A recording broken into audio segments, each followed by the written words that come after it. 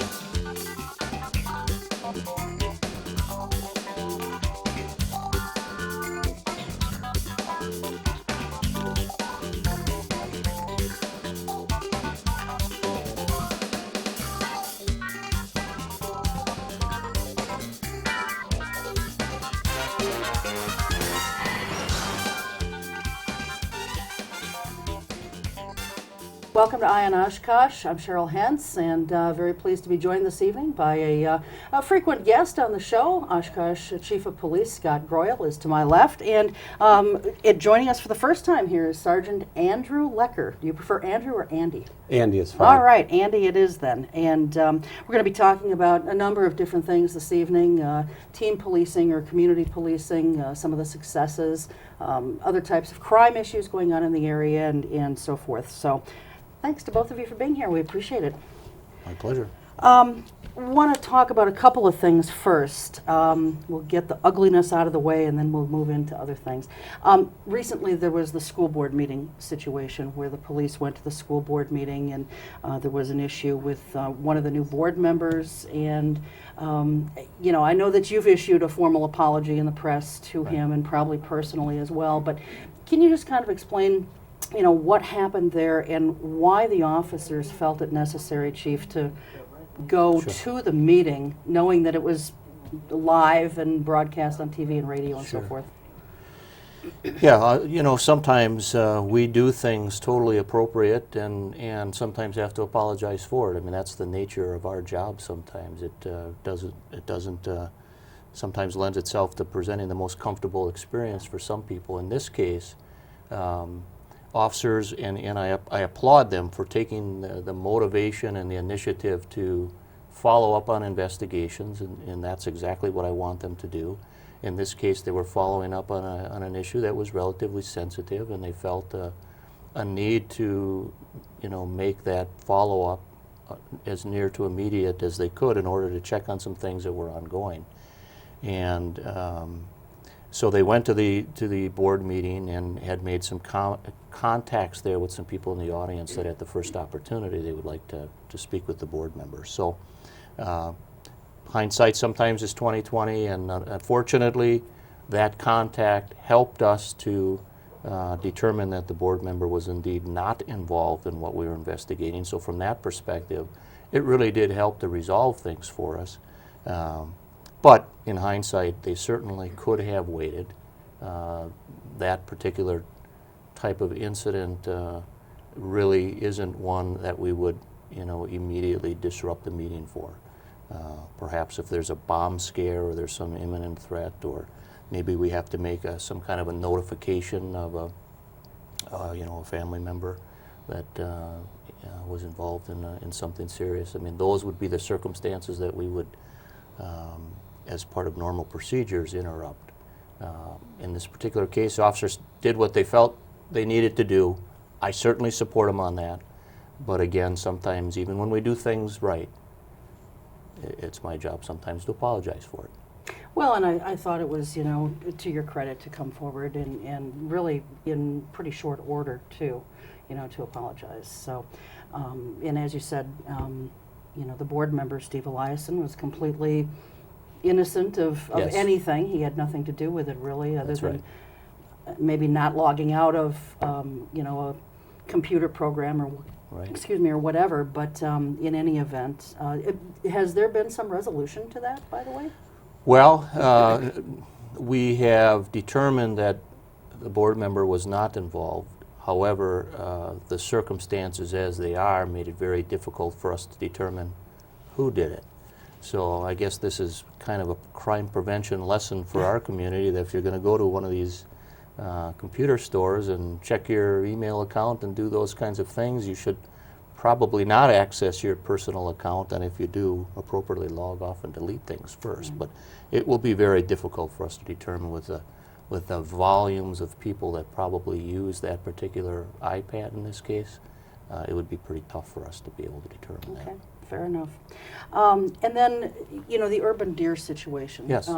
There have been ongoing problems with urban deer. You know, to what degree, it depends on who you talk to. Sure.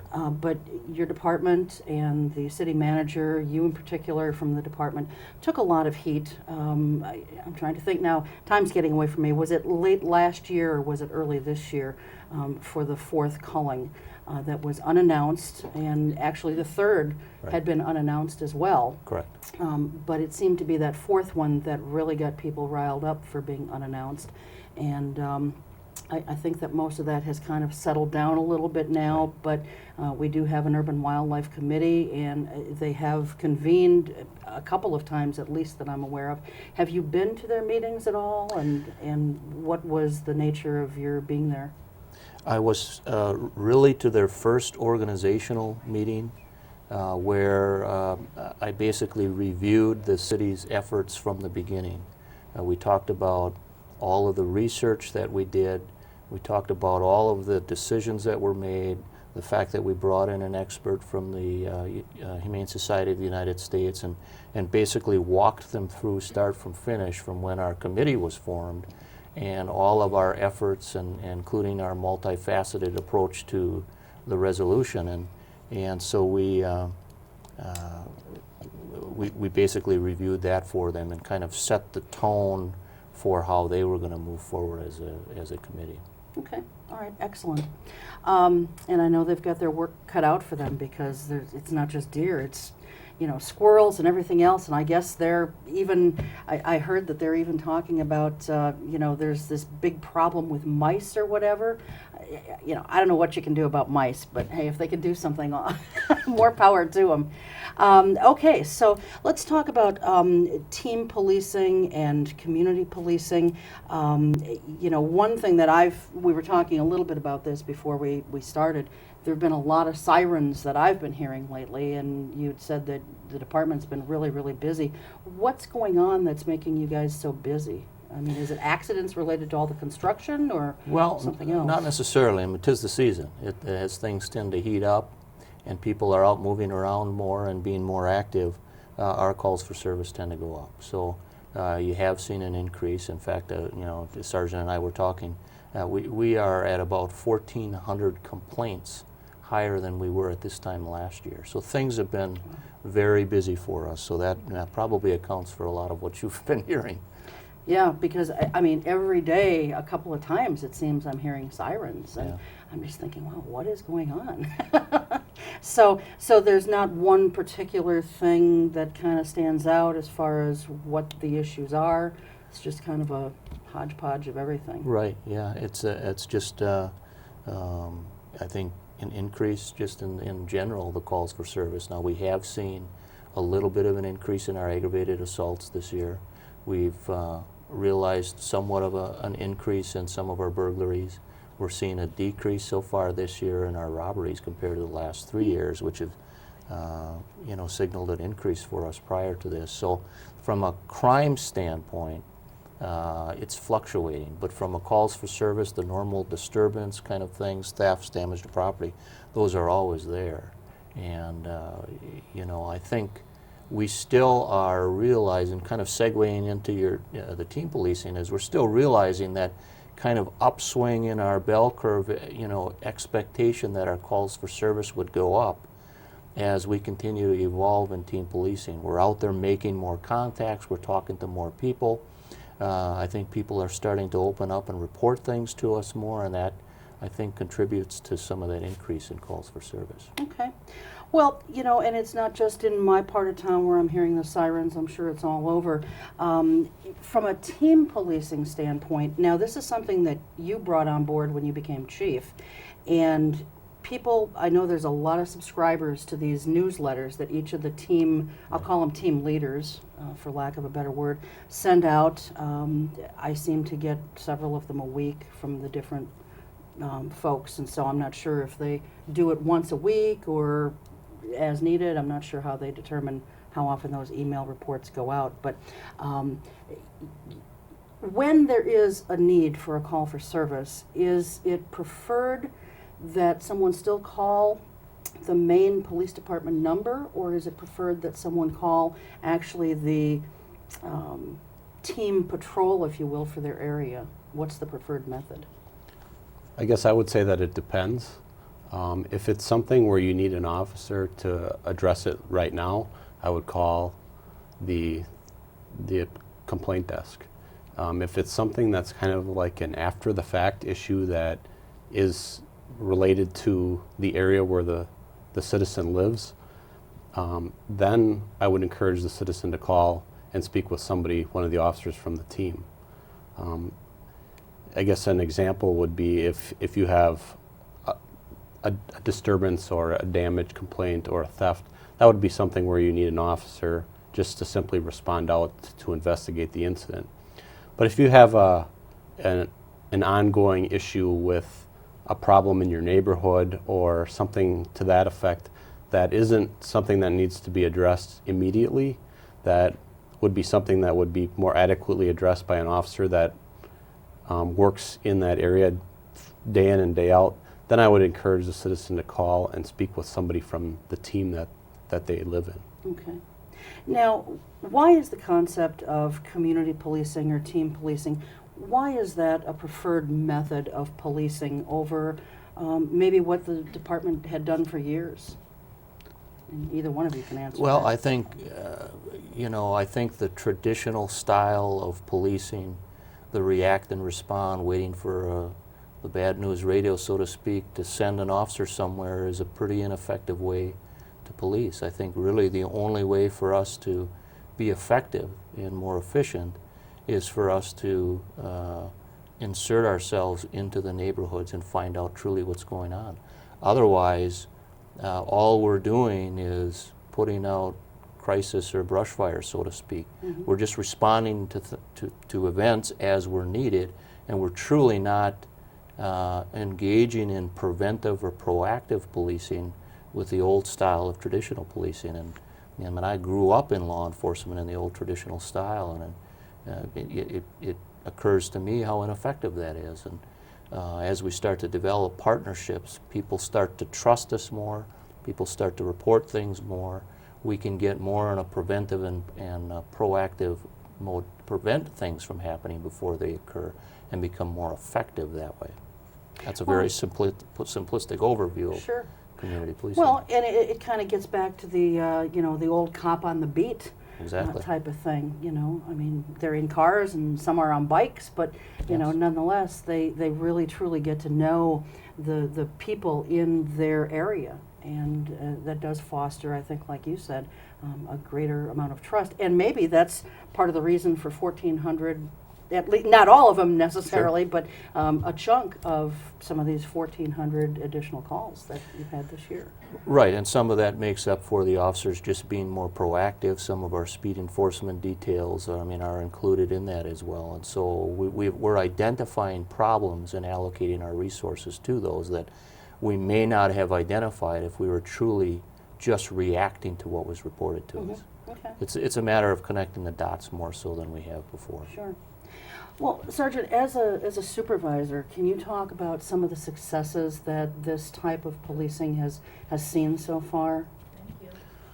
Well, I think like the chief said, it really bridges the gap between the citizens and the officers, where instead of just citizens calling when they need a specific problem addressed, they've had the opportunity to become a little bit maybe more familiar with the officers that work in their area and developed a little bit of a relationship. So when they do have something that that they want to address or that maybe hasn't become a significant problem yet, they are comfortable enough to contact somebody from the team and let them know what's going on before it turns out to be something significant. Yeah. Are there maybe one or two examples that you could maybe give us? And if you can't think of them offhand, that's fine. Because I know you deal with a lot of different stuff day in and day out, but is there something that maybe just jumps out at you offhand? Well, in my area, I supervise Team 3, which is on the northeast part of the city. Okay. And last summer, there was an increase in calls for service in reference to a lot of quality of life type things in an area in that particular area, a small geographic area within the area. And through working with the officers in the team and working with the landlords and the neighbors, we were able to really reduce the amount of complaints and calls for service that we were getting in that particular area. And we just recently had a neighborhood watch meeting, and the Team 3 citizens that attended, a lot of them live near that area, and they've had a lot of positive things to say about what they're seeing, in that area as far as the number of problems that have been reduced. Okay. So this is a program that is successful and certainly will continue. Yeah, and I don't look at it as a program, quite honestly. I look at it as a philosophy, as a method of operation, as a mindset of how we're going to operate. And it's not a programmatic thing. It's an institutionalized mindset. Okay, excellent. Sergeant, you mentioned Neighborhood Watch. When you have a Neighborhood Watch set up, it does require a certain percentage of the neighbors to be willing to participate. Otherwise, it's not going to work very well. How many Neighborhood Watch programs approximately do we have in the city right now? Maybe you can answer that. I can answer that. In fact, we have gone from, I believe it was 43 Neighborhood Watch groups in 2007 to 123 as of last year, with a goal to get to 150 by the end of 2010.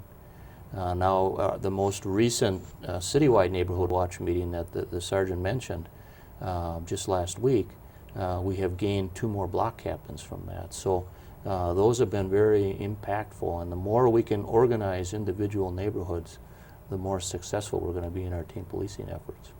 Well, I guess that brings me to a question here about how to really go about getting something like that organized. We don't live in a society anymore where people are real close to their neighbors. You may live in close proximity geographically, but everybody just kind of tends to stick to themselves. And whether right or wrong, that's just sort of the way it is. And so when you're trying to get something like this organized and you don't even know who your neighbors are, what's the best way to go about broaching the subject with your neighbors? Or is that something that if a person wants to get a watch program started, they can talk to the police and you guys talk to the neighbors? I mean, what's the best way to do that? Yeah, I mean, that would be, and I'm sure the sergeant can talk about the experiences from some of the neighborhood watch meetings that we've had, but we certainly would encourage anyone that wants to organize their neighborhood. And you're exactly right. I mean, that social kind of interaction with neighbors doesn't exist to the extent that it does in many neighborhoods, and that's just a general statement. It's sad, though. And everybody lives busy lives, but the old kind of know everybody kind of lifestyle is gone. But we certainly would encourage people that are interested, and sometimes they just need somebody to facilitate getting to know their neighbors. They certainly can reach out to any of the team officers that will help them organize. They can call our crime prevention officer, who will help them get started, and then basically we will come and help facilitate the organization of that neighborhood, and have a kind of a neighborhood kickoff meeting where they can get to know each other, and maybe even elect somebody to be the block captain for the neighborhood, and then we provide the mechanism for them to be successful and hope that they empower themselves to continue it. and then we get together, you know, once in a while. National Night Out is an opportunity for everybody to meet, or any time that, you know, that they want to be more organized, our teams can certainly insert themselves into that. And I don't know if you have any more input into what the interesting thing about the neighborhood watch meetings, the citywide ones, is we break into groups. And so the officers and the supervisors that are assigned to those teams really get to know the neighbors that have shown up.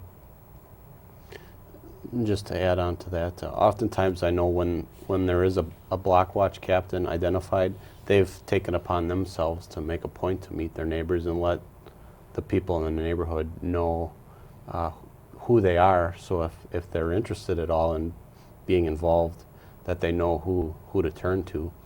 Also, the neighborhood watch block captains on a regular basis will hold neighborhood watch meetings for their particular block, and usually they're right at their homes. So they, in some fashion, get that word out to the people in their neighborhood about that, and so the neighbors do have the opportunity to attend those meetings. And in a lot of places throughout the city, they'll have block parties where the neighborhoods will be able to more or less block off their street and have a get-together with all the people in the neighborhood, and that's another way that they can network with everyone. Okay, all right. Yeah, and through something like that, you are obviously going to get to know your neighbors and their routines. Although I think we probably all sort of know our neighbors' routines, we just don't reach out to them the way folks did when I was growing up, or like when you guys were growing up. So, gang problems. Can we just address that for a couple of minutes? How are the gang problems in our city? Is it still kind of on the rise a little bit? What's happening there? Well, I think we're in a monitoring and cautiously, you know, mode of recognition, maybe more so than we have before. We have some officers that are assigned as gang resource officers. We're attempting to get at least one officer per team that we hopefully can develop as sort of gang experts. And I think because we've chosen to open our eyes to some of the things that have been going on, we're recognizing maybe more activity than we've seen before. Certainly within the valley, there's been an increase in gang activity. You know, oftentimes people think of gang activities as, you know, shots being fired and, you know, all these drive-by shootings, and that certainly is symptomatic of it. But there can be other indicators of gang activity, beatings, thefts, sexual offenses, those kinds of things that we certainly have seen with certain groups. So we're monitoring. I think it fluctuates. Usually when we have some increased graffiti, there's some recognition that maybe there's some new influences, but I wouldn't say we're being inundated at this point, but we are seeing some definite influence, both from you know, normal citizens that have grown up here, and then obviously people that are more transient and come here. I do have every other month an update from our gang resource officers to me and the command staff, just to keep us attuned to what's going on. It is not in our best interest to bury our head in the sand and ignore that there is some influence here. Are we being ravaged by it? No. But I think it's important for us to understand and see what's happening. We're developing a good relationship with the district attorney's office, who is taking a hard stance on more serious crime that's committed by those that have been identified as gang members. And so we're looking at you know, bond conditions and things that the statutes will allow us to do with those kinds of things. So I think that partnership is working out very well. Okay. You mentioned transient people in Oshkosh, and I guess that leads me to another question about, you know, some of the crime that we're seeing. From time to time on blogs, I'll read about, you know, people commenting how our crime is increasing because of the prison.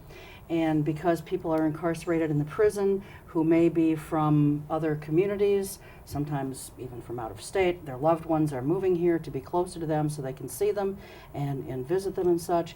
And that's increasing our crime, as if because someone's incarcerated, their family members are automatically involved in crime and bringing the crime with them.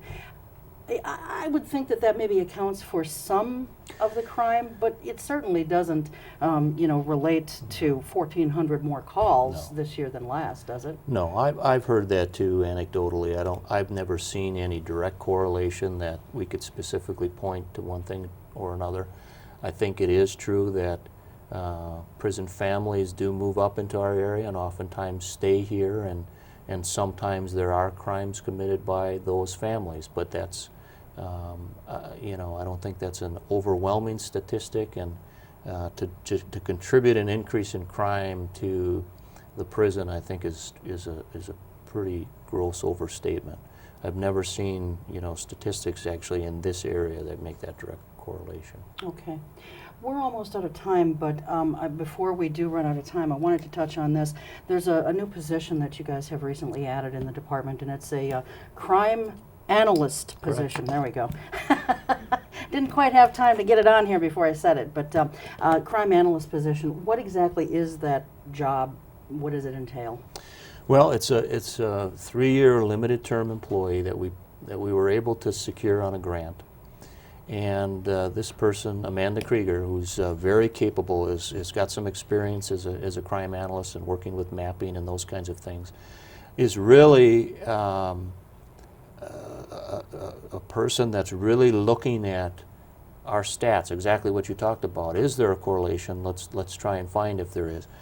To look at what's occurring in our community, do hot spotting and trending, look at what are our top locations for problems, who are committing those, what types of offenses are problem offenses, and make those correlations and connect the dots so that we can be more effective in allocating our resources to where our true problems are.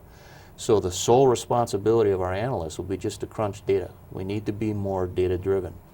And we'll be looking at all the data sources that we have coming in every day, from CAD to RMS to reading reports and talking to people, talking to investigators, and looking at our recaps and all those things to try and connect the dots for us so that we can send our teams out really focused on better information and identifying truly where our problems are. And it's been doing some neat things so far as mapping out our crashes.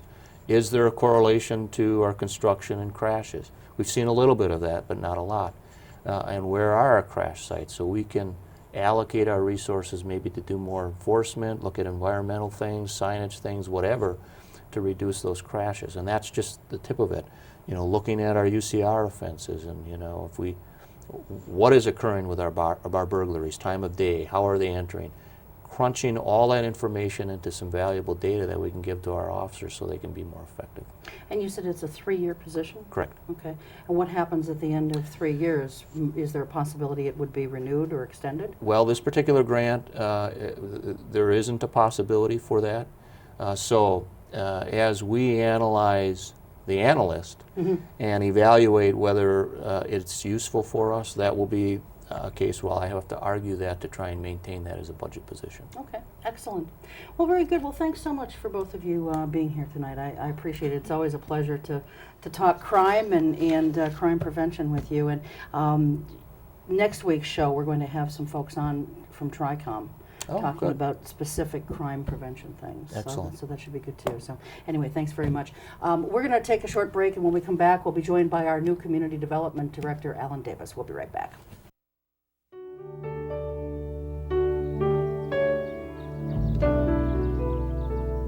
Dear Mom and Dad, well, I finally have some time off, so I'm writing to tell you that I'm doing well. We have good days and bad days over here. We try to remember the good ones and get through the bad ones. Mostly we have each other, and that's what keeps us going. And Mom, since you asked, if anyone wants to help, just tell them to contact the USO. You can't believe how much they do for us. With love, your son, Michael. Every year, the U.S. Department of the Treasury receives about 1.4 million reports of problems with paper checks. Checks can be lost, stolen, or delayed. If you still receive Social Security payments by paper check, Treasury wants you to know about a safer, more convenient way to get your money. The Direct Express Prepaid Debit MasterCard. The Direct Express card is new and is available to anyone receiving Social Security benefits, even if you don't have a bank account. Your monthly benefits will be automatically placed onto your card account each month on the day your money is due. While other debit cards cost money, it is possible to use the Direct Express card for free to make purchases, pay bills, and get cash at thousands of locations nationwide. There are no sign-up or monthly account fees. No more waiting for the mail or worrying about lost or stolen checks. Call 1-877-212-9991 or visit www.usdirectexpress.com. We were in an emergency situation. We don't have extra. We have a little bit of water and a little bit of food. A meeting place, no. No. I don't think we have a first aid kit. We have tuna fish, we have beans, we have canned tomatoes, True. you know. That's true, but that's really not survival food. Tomato paste. Yeah, well, yeah.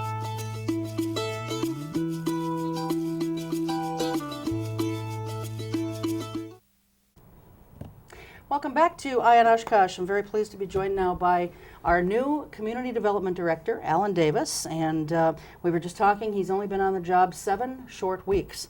So I know you've got your hands full trying to learn people's names and the routine and everything else. So I really appreciate you taking time out to be here tonight. Well, it's my pleasure. So, so how's it been so far? It's been a very good learning experience. Mm-hmm. People have been very nice to explain how things have been set up around here, introducing me to people, showing me where the sites are around the city. It'll take me a while to learn all the streets in the city of Oshkosh. Oh yeah. Well, it will, trust me. I mean, I've lived here pretty much all my life, and except for a short time that I lived in another state or two. But, you know, there's still some streets that I'm like, what is that, and where is that? Mm-hmm.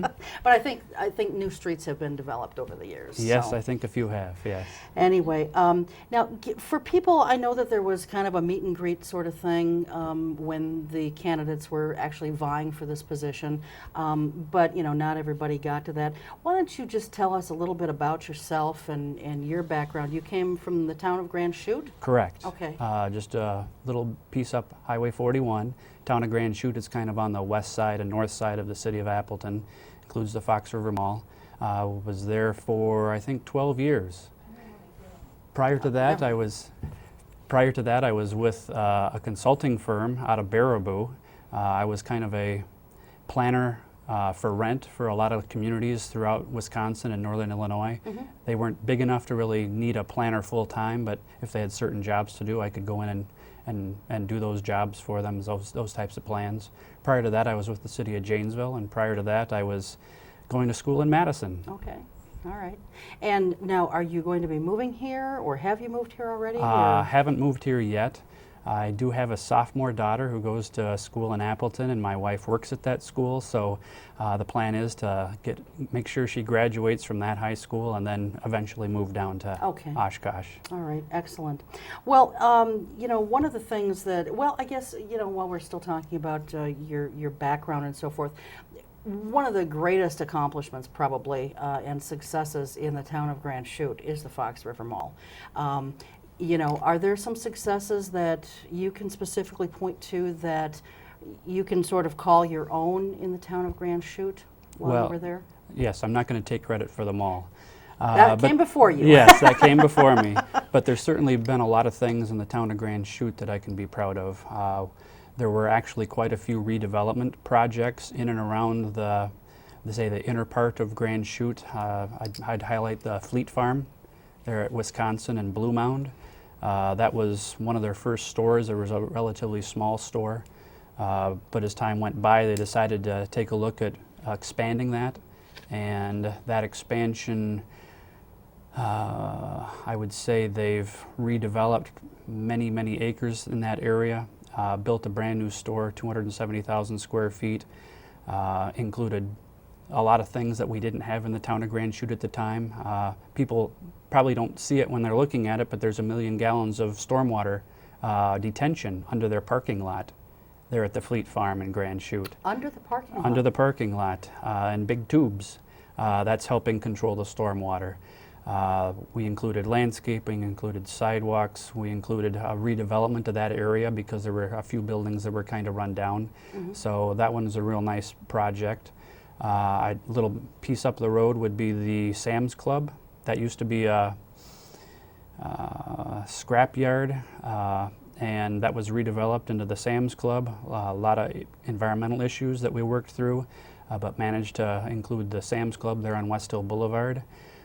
Just about every project north, south, east, and west of the mall was an addition or improvement with the, to the city. The overall development around the mall now includes not only streets, but now we have sidewalks, we have trails, we have improved transit service. In fact, the whole trail system in Grand Chute started about 10 years ago, and now there's probably 5 miles of trails throughout the town of Grand Chute, stretching from town of Menasha up to the Fox River Mall, and then from the Fox River Mall up to the Timber Rattlers, Fox Valley Tech, actually gets over to the new town hall, and it's eventually going to connect to Bubolz Nature Preserve, and then over to Plowman Park, which is the county park on the north side of the town of Grand Chute. So the trail system's gone from 0 to 50 quite quickly, in my opinion. A couple of the other things we worked on was stormwater, reducing flooding and improving the stormwater quality. The town of Grand Chute acquired properties, built stormwater detention ponds to address flooding problems, also improving the stormwater quality so that the Fox River would be improved, and we've probably, I think we've built about 6 of those ponds, and we were going to be building another 3 this year, and we did have a program to build, I think it was almost 19 or 20 to address all the needs in the town. That's something that started about 10 years ago, and we've been working at that, chipping away at it ever since. Sure. Well, stormwater and flooding has certainly not been kind to us here in Oshkosh. No, the rainfall's a little heavy down there. Yeah, especially with 2 summers ago. I mean, Yes. that was, I realized that was kind of unprecedented, but we do have a flooding issue here. Yes. And I know that you know that. And these detention ponds that are built underneath that one particular property, that's fascinating. Is that something that, of course, I realize you have to have ponds appropriately placed in order to be effective, but is that something that is there an advantage to that from a cost standpoint or a logistical standpoint? The advantage was you can maximize the use of the ground for store or landscaping or parking lot or display area, and you don't have to dedicate that area for the stormwater detention pond that you'd typically see above ground, where it'd either be a low area in the grass or even a wet pond in some cases, so that there'd be water in it all the time, but that does take room above the ground, and in some cases you can actually take better advantage of the top of the ground by putting that storage underneath. It's relatively rare because it is more expensive than building it on top, but in some cases it's the best solution. In other areas, instead of having a wet pond, people are also building, they call them bioretention or biofilters, where it's kind of a system that collects the storm water and it runs it through a series of layers that clean the water before it actually discharges, and it does store it in that structure so it doesn't flood anybody downstream. So there's a lot of different scenarios, a lot of different ways you can use that to improve stormwater runoff, both the quality and the quantity, so there's no negative impact on the downstream. It only makes sense then, I suppose, to do it when you're building new construction. That's typically when it happens, but there are some cases where there's redevelopments or infills that would require stormwater detention in one of those manners as well. So would there be a possibility where something like that might be proposed for here in Oshkosh? The underground? Yes. It's possible. There are some areas that are, say, the highly used commercial areas where that case very well could be met with underground storage. When you say the cost is more, is it significantly more that it would make a project like that cost prohibitive, or is it kind of close but just a little bit more? That I couldn't answer off the top of my head. Suppose it depends on the project. It depends on the project and how much storage you need underneath and what you have available for ground underneath. Okay. Sometimes utilities get in the way and you can't really work around things Sure. sometimes. Understood. What do you see, I realize you're still very new on the job, but what do you see as some of the real challenges in Oshkosh for your department? Challenges, I would say making sure the development process is, number one, make sure the codes are met, but also I think we can make it, streamline it a little bit, give it a little more interdepartmental review quicker so that people have a better idea what they have to do, and then making sure that everything from permitting to inspections to final assessment run as smoothly as possible for both the developer, the contractor, and the city, so that there's no surprises for anybody through the process. Sure. That's number one. Number two, I think we have a great deal of opportunity in the downtown area, along the riverfront, the lakefront, for that redevelopment. I can say the city, I think, has done a very good job preparing some of these sites for development. And I'm looking forward to developing, say, the Riverwalk area or docks, and on the private side, any types of commercial or residential uses that are planned along both the North Shore and the South Shore in the city. And I think that's a huge opportunity. How that meshes with the university property, I think, is a great opportunity, and the universities also has plans for future development. Getting the neighborhood program going again. I've done a little research as to what had been going on. You're talking about the Near East Yeah, neighborhood? the Near East neighborhood, but in general, Right. working on the neighborhoods in the city of Oshkosh, I think it's important that I get a good idea of what needs to be done, and part of that will be talking about what had been working in the past, what didn't work so well in the past, and how we need to recast that program, and what partners or other organizations we need to involve with that. And then if there's some gaps in what needs to be done and what can be provided by the city or even our partners, maybe we do need to create another entity that will fill all those gaps. I've actually asked the staff to put together a report that would show me what needs to be done and who can do it right now, and are there any gaps. And my sense is there are some gaps there that need to be filled. Once we identify those, then I'll be talking to our partners and maybe some other potential partners from out of the area that might be able to fill those gaps, so that we can provide a neighborhood, not just housing rehab or not just sidewalk, but maybe something that takes it that addresses both the financial, the community building, I think you were talking about crime, policing, fire department. I think all those city services could be brought to bear within in a neighborhood and improve it. I'm looking at opportunities to make the biggest impact. So some of the programs that we have, maybe we can target to a certain area that needs it more than others. And I guess right now I'm looking at all those options. I don't have a plan right now, but I expect we do have our staff. We've been staffed up again, so that I think we can get to that this summer, so that we can roll out some kind of program in the very near future. Okay. One of the things that, and I'm sure you've heard this, one of the complaints that so many developers have about Oshkosh is the Community Development Department does not make it easy, and the Inspections Department does not make it easy for developers to do business here. That's a complaint I've heard for years. And I'm sure just 20 miles to the north, you heard it when you were in the town of Grand Chute. And that's and even if it's not the reality, it's the perception of things. And once that rumor starts going, it takes on a life of its own, and it tends to become reality, you know. If there's that perception, it will become reality. Yeah, and so that I would think would be a big challenge for you too, to try and overcome that. Do you have some sense of how you're going to overcome that image, whether it's real or perceived? Well, I can tell you the first thing I'm concerned about is the process that developers and homeowners have to go through to either get their plans reviewed, the approvals necessary for permitting, the actual permitting process, and then the inspection process.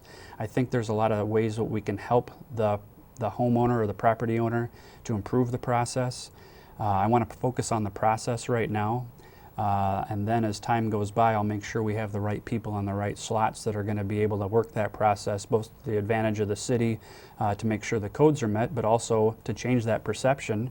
And number two, make sure that everybody understands that the process is fair, it's understandable, and the city is responsive to some of the things that they'd be bringing to our attention or we need to bring to their attention. And I think performance will do more about perception than anything that I can talk about.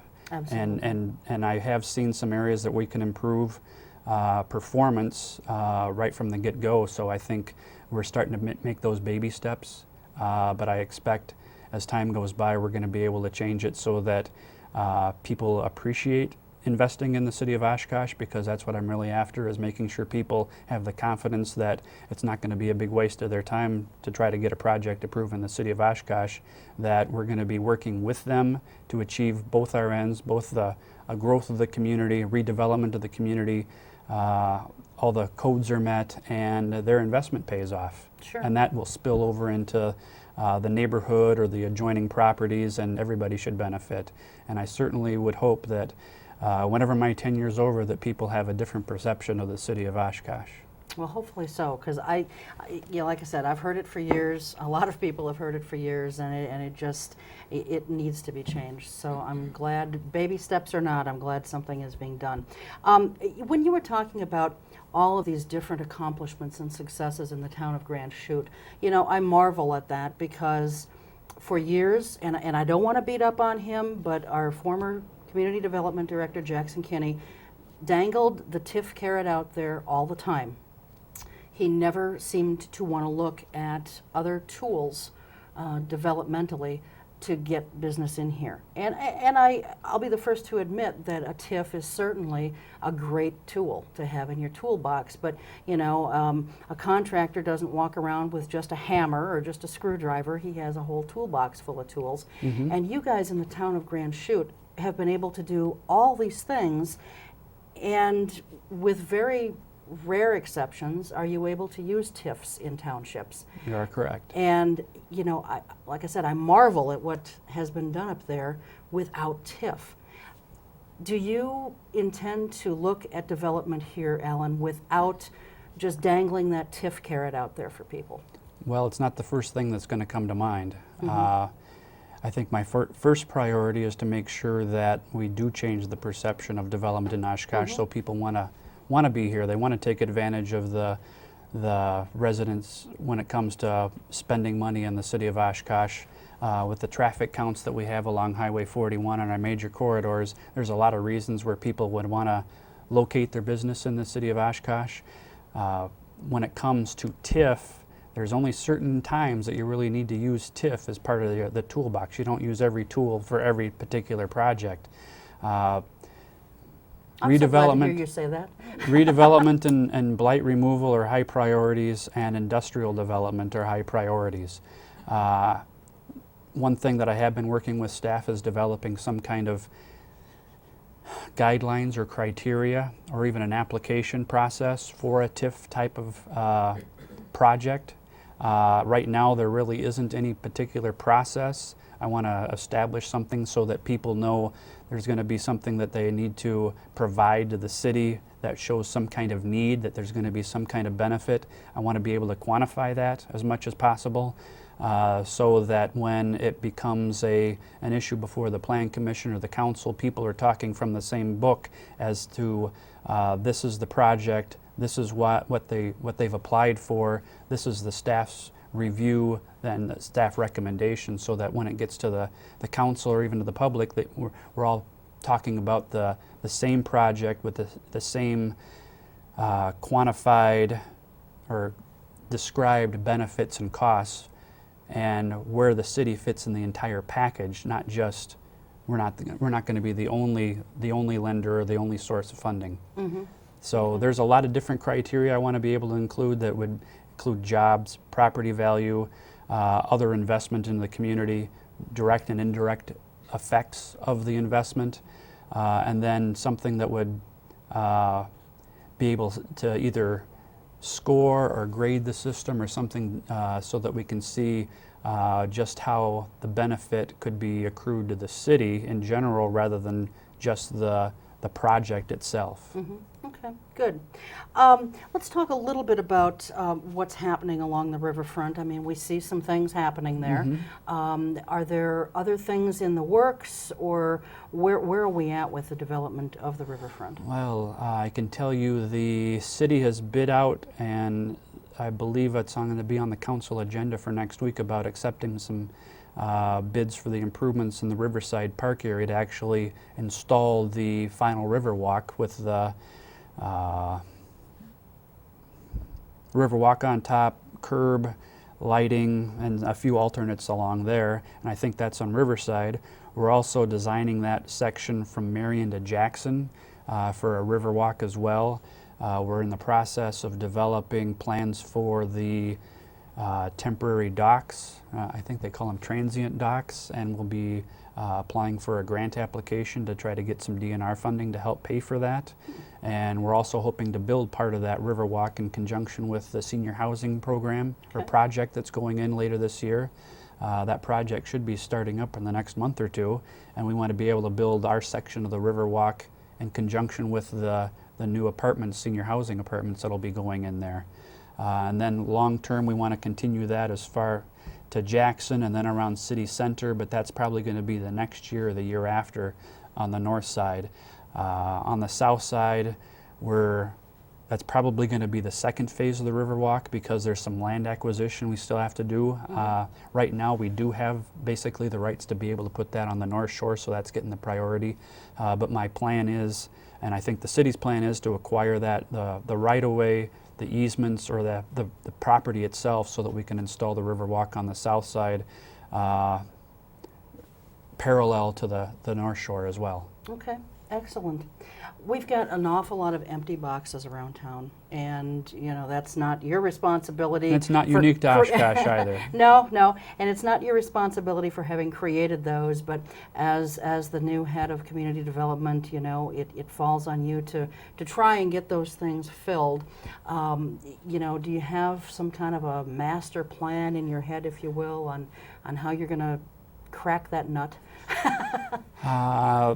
I don't have a master plan in mind on how to fill vacant spaces. My first priority probably is making sure that we change the system and the process so that people know Oshkosh wants people to locate here, and we're going to make it as efficient and as streamlined and as fair as possible so that people actually want to invest money in the city of Oshkosh. There's been stories that people have said, I'll never do another project in the city of Oshkosh. Well, I'd like to see them give us another chance after we've had a chance to improve the process and make sure that their needs are met and the city's needs are met. I think if we change the perceptions, like we were talking a little bit earlier about, I think that'll go a long way towards getting people reinterested in the city of Oshkosh, because you've got traffic counts, you've got population, you've got income, you've got a good base of employment.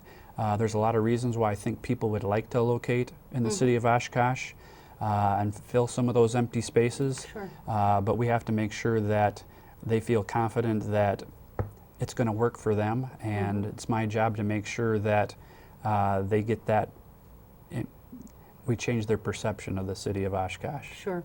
How long do you think it will take you then to, you know, get the process streamlined and tweaked to the point where you can begin working on, you know, changing their views and impressions?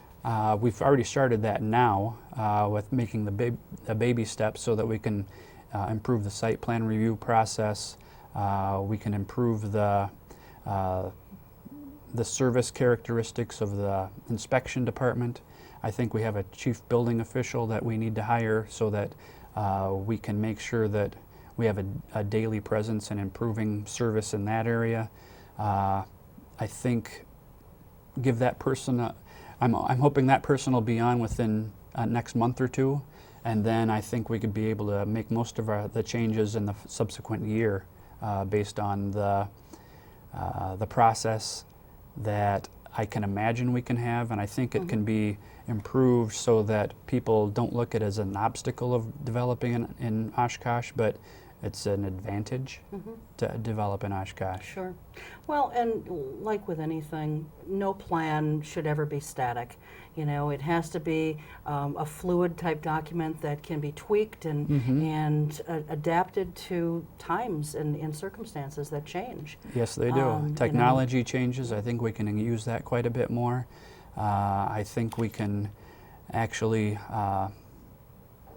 tweak the system so that we can include more of the people that need to be involved in the process sooner and with more impact, and then make sure that I kind of make an analogy that there's on the private side there's going to be like a project manager. I'd like to see something like that tested down here in the city of Oshkosh, because I want them to have a feeling that their project is important to the city of Oshkosh, that somebody's going to be assigned to it to make sure that things go through that as well and as quickly and as easily as possible. Okay. We're taping this on the 20th of May in the newspaper, well, at least online today. I don't know if it was in the hard copy version of the paper, but there was an article about that the Main Street construction is on schedule and should be finishing on time. You know, obviously that started probably about the same time or maybe just a little bit before you joined the city staff. But what is your hope for that project, or for downtown rather, once that project is finished? I think it could be a game changer for the Main Street area. I think it could serve as a catalyst for additional investment, because it's showing the property owners and anybody in the area that the city is investing in the Main Street area, in the downtown area. And I wouldn't just concentrate just on the Main Street, but even the areas around Main Street. The city's very interested in keeping that investment whole, and I think the city will continue investing in that neighborhood to serve as a catalyst for additional private development. And I'm not sure where you weave the Riverwalk into that, or the redevelopment of some of those sites. I think there's lots of potential once the Main Street project is completed, because people are going to see this is a great location to be, similar to Oshkosh along Highway 41. Once that construction's done, I think the redevelopment of the 41 corridor, I think people will recognize that as a great location as well. They serve two different types of markets, but I think they're both doing basically the same thing. Okay, excellent. Well, I want to thank you so much for being here, and I hope that this will be the first of many visits for you. We're done already? We're done. It's a fast half hour, that is isn't a it? fast half hour. But you know, we covered a lot of the major points that that we had talked about covering, and I just, again, I want to thank you for being here, because it's nice to have a community development director who's open and forthright with the public. Well, And, I you know, appreciate the opportunity. That's how you get public buy-in, is to be open and honest with them, and so I thank you for that. Well, So, anytime, my pleasure. all right. Very good. Thank you for being here, and thanks to all of you, and you know, to the crew as well. That's going to do it for us. We'll see you next time. Until then, take care. Keep your eye on us. We've got All Right on Oshkosh.